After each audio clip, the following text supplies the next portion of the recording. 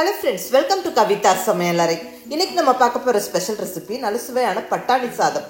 ஒரு அருமையான one pot meal. நல்ல வீடே மணக்கிற கமகமன்னு வாசனையோட நல்ல டேஸ்டா இருக்குங்க. குயிக் அண்ட் ஈஸியா ஒரு 10-15 நிமிஷத்துல பண்ணிடலாம். வீக்கெண்ட்ஸ்ல ஸ்பெஷல் அக்கேஷன்ஸ்ல எல்லாம் சமைக்கிறதுக்கு ரொம்ப கம்ஃபர்டபுளா ஈஸியா இருக்கும். பர்టిక్యులர்லி லஞ்ச் பாக்ஸுக்கு நம்ம டக்குன்னு பண்ணி பேக் பண்ணிடலாம். ரொம்ப நல்லா இருக்கும். எல்லாரும் என்ஜாய் பண்ணி சாப்பிடுவாங்க. இந்த பட்டாணி சாதத்தோட நல்ல கொஞ்சம் காரசாரமான வறுவல் எல்லாம் வைக்கும்போது ரொம்ப நல்லா இருக்கும். நான் இன்னைக்கு நல்ல ஒரு உருளைக்கிழங்கு வறுவல் செஞ்சிருக்கிறேன். ரொம்ப நல்லா இருக்கும் காம்பினேஷன். இது கூட நல்ல ஒரு தயிர் பச்சடி வைக்கும்போது ரொம்ப நல்லா இருக்குங்க. மிஸ் பண்ணாம ட்ரை பண்ணி பாருங்க. இன்னைக்கு இந்த 2 ரெசிபி பார்க்கலாங்க. நல்ல ஒரு அருமையான பட்டாணி சாதம் கூடவே இந்த உருளைக்கிழங்கு வறுவல். இப்போ பச்சை பட்டாணி சீசனுங்க. நம்மளுக்கு மார்க்கெட்ல இப்போ அதிகமாக கிடைக்கும். கொஞ்சம் விலையும் கம்மியாக இருக்கும். நிறையா வாங்கி பயன்படுத்துறது ரொம்ப நல்லது. பச்சை பட்டாணியில் நல்ல ப்ரோட்டீன் சத்து இருக்குது, அதிக நார்ச்சத்து இருக்குது, ஒரு லோ கேலரி ஃபுட்டு அதிகமாக நம்ம உணவில் சேர்த்துக்கிறது ரொம்ப ரொம்ப நல்லது. பர்டிகுலர்லி இந்த சீசன் சமயம்லாம் நிறையா வாங்கி பயன்படுத்துறது ரொம்ப நல்லதுங்க. இதில் நிறையா விதமான டிஷ்ஷஸ் பண்ணலாம்.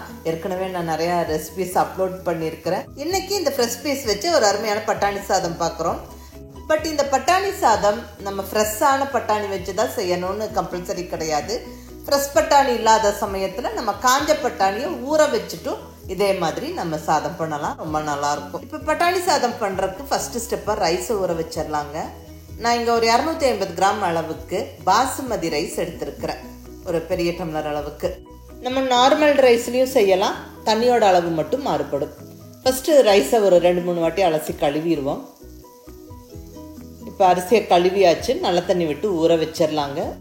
ரொம்ப நேரம் ரைஸ் ஊறணும்னு அவசியம் இல்லை. ஜஸ்ட் ஒரு 10-15 நிமிஷம் மற்ற பொருட்களெல்லாம் நம்ம ரெடி பண்ணுற வரைக்கும். ஸோ இருக்கட்டுங்க. பட்டாணி சாதம் செய்யறதுக்கு ஒரு ஃப்ரெஷ்ஷான மசாலா ரெடி பண்ணிக்கலாங்க. நல்ல ஒரு கைப்பிடி அளவுக்கு ஃப்ரெஷ்ஷான கொத்தமல்லி இலை எடுத்து வச்சுருக்கிறேன். கழுவி எடுத்து வச்சுருக்கிறேன். அடுத்தது ஒரு 5-6 பச்சை மிளகாய். உங்களுடைய காரம் டேஸ்ட்டுக்கு தகுந்த மாதிரி நீங்கள் சேர்த்துக்கோங்க. ஏன்னா இந்த ரைஸுக்கு பச்சை மிளகாய் காரம் மட்டும்தான், மிளகாய் பொடியெல்லாம் ஒன்றும் சேர்க்க போகிறதில்ல. 1 இன்ச்சு சைஸ் இஞ்சியை தோல் சீவி சின்ன சின்ன பீசஸாக கட் பண்ணி வச்சாச்சு. ஒரு 5 பல் பூண்டு எடுத்து வச்சுருக்கிறேன். பூண்டோட சைஸ் பாருங்கள், கொஞ்சம் பெருசாக இருக்குது. இப்போ இதெல்லாம் ஒன்றா மிக்ஸி ஜாரில் சேர்த்து அரைச்சிருவோம். ஃபஸ்ட்டு அந்த கொத்தமல்லி இலையை போட்டுருவோம். கூடவே இஞ்சி, 1 இன்ச்சு சைஸ் இஞ்சி, ஒரு 5 பல் பூண்டு,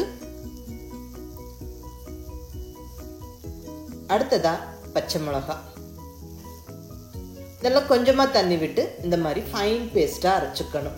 நல்லா கமகமன்னு அந்த கொத்தமல்லி வாசனையோட அருமையாக மசாலா ரெடி. இப்போ நம்ம சாதம் தாளிக்க ஸ்டார்ட் பண்ணிடலாங்க. இது ஒரு குயிக்கான ஒன் பாட் மீல். குக்கரில் தாளித்து விட்டுடலாம். ஸ்டவ்வில் குக்கர் வச்சாச்சு. இதில் 1 டேபிள் ஸ்பூன் அளவுக்கு நெய் சேர்த்துருவோம். கூடவே 1 டேபிள் ஸ்பூன் அளவுக்கு எண்ணெயும் சேர்த்தாச்சு. அடுத்தது ஹோல் கரம் மசாலா ஸ்பைசஸ் சேர்த்துருவோம். 2 துண்டு பட்டை, ஒரு 3-4 ஏலக்காய், ஒரு ஸ்டார் அனைஸ், ஒரு 4 கிராம்பு, கொஞ்சமாக கல்பாசி, ஒரு பிரிஞ்சி இலை. இதெல்லாம் நல்லா பொரிஞ்சு வரட்டும். இந்த ஸ்பைசஸ் எல்லாம் நல்லா கொஞ்சம் பொரிஞ்சு வாசனை வந்ததுக்கப்புறம் இப்போ நம்ம வெங்காயம் சேர்த்துடலாங்க. நல்லா சன்னமாக நீளமாக கட் பண்ணுன்னு 2 பெரிய வெங்காயம் சேர்த்துக்கிறேன். வெங்காயம் நல்லா கலர் மாதிரி வர வரைக்கும் நல்லா வதக்கி விடணும். ஒரு 2-3 நிமிஷம் நல்லா பொறுமையாக வதக்கி விடுங்க.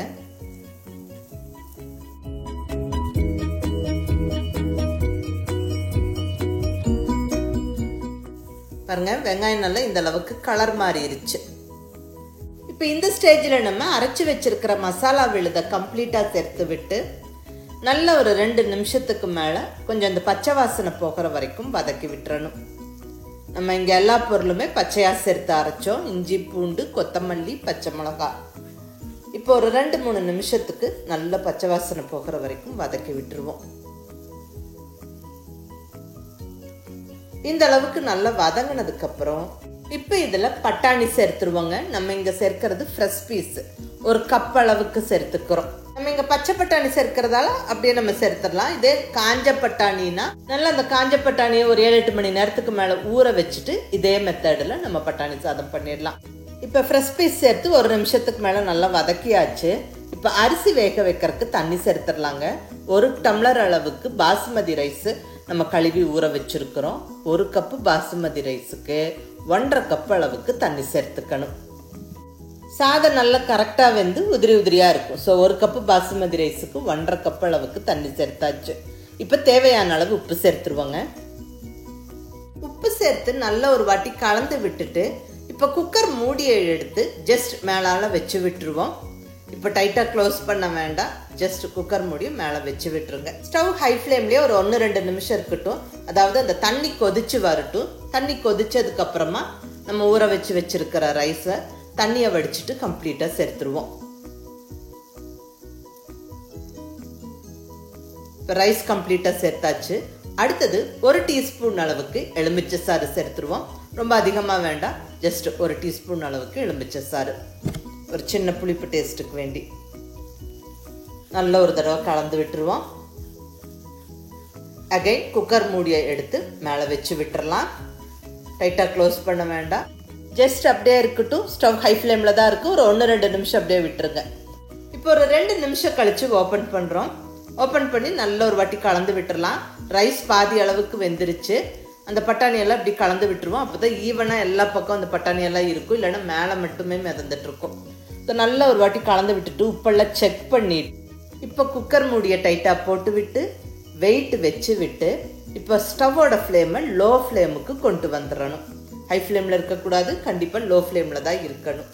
ஒரு 10 நிமிஷம் அப்படியே விட்டுருங்க. விசில் வந்தால் ஒரு விசில், இல்லைன்னா 10 நிமிஷம் கழித்து ஸ்டவ் ஆஃப் பண்ணிவிடுங்க. அந்த ஸ்டீம் ப்ரெஷர்லாம் போனதுக்கப்புறம் இப்போ ஓப்பன் பண்ணுறோம். வாவ், நல்ல கமன்னு வாசனைங்க. அவ்வளோதாங்க, சுவையான பட்டாணி சாதம் ஜம்முன்னு ரெடி ஆயிடுச்சு. சாதம் நல்லா உதிரி உதிரியாக பர்ஃபெக்டாக அந்த பட்டாணி எல்லாம் வெந்து நல்ல கமன்னு வாசனையோட இருக்கு பாருங்க. கீழே அடியெல்லாம் ஒன்றும் பிடிக்கல. ஸோ ஜம்முன்னு சூப்பராக ரெடி ஆயிடுச்சுங்க. இது ஒரு அருமையான 1 பாட் மீல். டக்குன்னு குயிக்காக பண்ணிடலாம். வீக்கெண்ட்ஸில் சமைக்கிறதுக்கு, ஸ்பெஷல் அக்கேஷன்ஸில் சமைக்கிறதுக்கு, குயிக்காக லஞ்ச் பாக்ஸுக்கு செஞ்சு பேக் பண்ணுறக்கும் இது ரொம்ப ஒரு கம்ஃபர்டபுளான ரெசிபிங்க. கண்டிப்பாக ஒரு ஹெல்த்தியானதும் கூட. மிஸ் பண்ணாமல் ட்ரை பண்ணி பாருங்கள், எல்லாரும் என்ஜாய் பண்ணி சாப்பிடுவாங்க. இப்போ இந்த பட்டாணி சாதத்துக்கு ஒரு அருமையான உருளைக்கிழங்கு வறுவலும் எப்படி பண்ணுறதுன்னு பார்க்கலாங்க. அதுவும் ரொம்ப ஒரு குயிக் அண்ட் ஈஸி ரெசிபி. இங்கே ஒரு 4 மீடியம் சைஸ் உருளைக்கிழங்கை வேக வச்சு வச்சிருக்கிறேன். பாயில்டு பொட்டேட்டோ எடுத்துருக்கிறேன். இது கிட்டத்தட்ட ஒரு 350 கிராம் இருக்கும். இப்போ வேக வச்ச உருளைக்கிழங்குலேருந்து அந்த மேலே தோலெல்லாம் உரிச்சு எடுத்துடலாங்க. நான் இங்கே மைக்ரோவேவில் வேக வச்சு எடுத்துட்டேன். மைக்ரோவேவில் எப்படி நம்ம உருளைக்கிழங்கு வேக வைக்கணுங்கிற அந்த டிப்ஸ் எல்லாம் வந்து ஆல்ரெடி நான் அப்லோட் பண்ணியிருக்கிறேன். நம்ம இப்படி உருளைக்கிழங்கு கொஞ்சம் கெட்டியாக வேக வச்சுட்டு அதுக்கப்புறம் அது சின்ன சின்ன பீஸஸாக கட் பண்ணி போட்டு மசாலாவோட வறுத்தெடுக்கும் போது அந்த நம்ம யூஸ் பண்ணுற ஆயிலோட குவான்டிட்டி கொஞ்சம் கம்மியாக இருக்கும், குயிக்காக வேலையாகும். ஸோ அதனால் உருளைக்கிழங்கு நல்லா வேக வச்சு சின்ன சின்ன பீஸஸாக இங்கே கட் பண்ணி வச்சா இப்போ நம்ம வறுவல் செய்ய ஸ்டார்ட் பண்ணிடலாங்க. இங்கே ஸ்டவ்வில் நல்ல ஒரு அடிக்கணமான கடாய் அல்லது ஒரு நான்ஸ்டிக் கடாய் வச்சுக்கோங்க. இதில் ஒரு 2 டீஸ்பூன் அளவுக்கு எண்ணெய் சேர்த்துருக்குறேன். எண்ணெய் கொஞ்சம் சூடானதுக்கப்புறம் ஒரு 1/2 டீஸ்பூன் சோம்பு போட்டு நல்லா பொரிய விட்டுறலாம். கூடவே கருவேப்பிலை, நல்ல ஃப்ரெஷ்ஷான கருவேப்பிலை ஒரு 2 கொத்து போட்டு விட்டுருவோம். அதுவும் நல்லா பொரிஞ்சு வரட்டும். அடுத்தது பொடியாக நறுக்குன்னு பூண்டு, நல்ல ஒரு 3-4 பல் பூண்டு நல்ல பொடியாக நறுக்கி சேர்த்துருவோங்க. ஆயில் இந்த பூண்டு வறுப்பட்டு வர வாசனை இந்த உருளைக்கிழங்கு வறுவலுக்கு ரொம்ப நல்ல ஒரு டேஸ்ட் கொடுக்கும். ஸோ பூண்டு நல்லா வறுப்பட்டு வரட்டும்.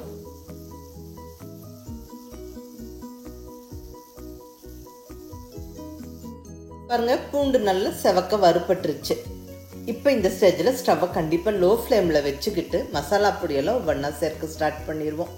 ஒரு 2 பிஞ்ச் அளவுக்கு மஞ்சள் பொடி, அடுத்ததாக ஒரு 1/2 டீஸ்பூன் அளவுக்கு காஷ்மீரி மிளகாய் பொடி, கூடவே ஒரு ஃபுல் டீஸ்பூன் அளவுக்கு கறி மசாலா பொடி. கறி மசாலா பொடியோட ரெசிபி ஆல்ரெடி அப்லோட் பண்ணிட்டேங்க. அதில் எல்லா தேவையான ஸ்பைசஸும் காரமும் நல்லாயிருக்கும். ஸோ அந்த பொடி சேர்த்தாச்சு. இப்போ தேவையான அளவு உப்பு சேர்த்துருவோம். வறுவலுக்கு தேவையான உப்பு சேர்த்து நல்ல ஒரு ஃபியூ செகண்ட்ஸ் வறுத்து விட்டுட்டு இப்போ நம்ம ரெடியாக பாயில் பண்ணி கட் பண்ணி வச்சுருக்கிற உருளைக்கிழங்கை சேர்த்துருவோம். இந்த பொட்டேட்டோ மேலே நல்லா இந்த மசாலா கோட் ஆகிற மாதிரி நல்ல ஈவனாக நல்லா மிக்ஸ் பண்ணி விட்டுருவோங்க. ஸ்டவ்வை மீடியம் ஃப்ளேமில் வச்சுக்கிட்டு நல்லா பொறுமையாக வறுத்து விடுவோம். அதாவது இங்கே உருளைக்கிழங்கு வெந்துருச்சு. இப்போ மேலே அந்த மசாலா கோட்டாகி நல்லா ரோஸ்ட் ஆகி வரணும். ஸோ ஸ்டவ்வை கொஞ்சம் லோ ஃப்ளேமில் வச்சுக்கிட்டு பொறுமையாக வறுத்து விடுங்க. ஒரு 3-4 நிமிஷம் நல்லா பொறுமையாக வறுத்து விட்டு ஸ்டவ்வை ஆஃப் பண்ணிடுங்க. அவ்வளோதாங்க, அருமையான சுவையான உருளைக்கிழங்கு வறுவல் ஜம்முன்னு ரெடி ஆயிடுச்சு. இது எல்லா விதமான மெயின் டிஷ்ஷஸோடவும் ரொம்ப நல்லா இருக்குங்க. இந்த பட்டாணி சாதத்துக்கும் நல்ல ஒரு பொருத்தமான சைட் டிஷ்ஷா இருக்கும். மிஸ் பண்ணாம இந்த அருமையான பட்டாணி சாதமும் உருளைக்கிழங்கு வறுவலும் நீங்க செஞ்சு பாருங்க. எல்லாரும் என்ஜாய் பண்ணி சாப்பிடுவாங்க. செஞ்சு பார்த்துட்டு எப்படி இருந்ததுன்னு உங்க ஃபீட்பேக் சொல்லுங்க. பிடிச்சிருந்தா லைக் பண்ணி ஷேர் பண்ணி கமெண்ட் பண்ணுங்க. கவிதா சமையலறை சப்ஸ்கிரைப் பண்ணி என்னுடைய மற்ற ரெசிபிஸும் வீடியோஸும் பாருங்க. தேங்க்யூ.